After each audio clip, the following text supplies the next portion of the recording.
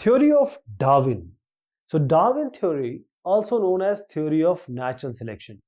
So what were the postulates of the Darwin theory? First is speciation, or forming of species, so formation of species. And this useful variation, this says that useful variation from generation to generation give rise to the formation of new species. There is always struggle for existence because the food, space, and everything in the world or the globe is limited, and due to multiplication of organisms and limited content and resource, there will always exist competition among the organisms. So only the best will survive, and which is the survival of the fittest, or the natural selection.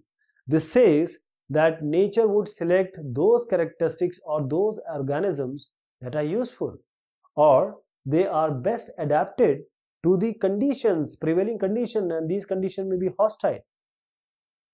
Speciation. What is this speciation?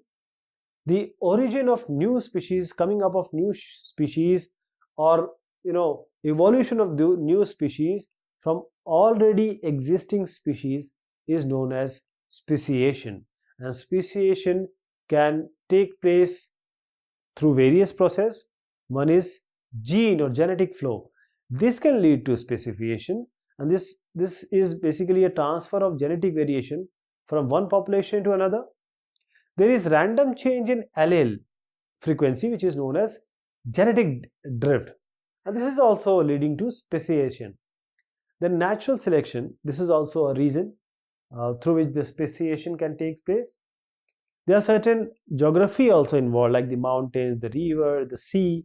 So geographical barriers like these can also lead to speciation, and this is known as geographical isolation.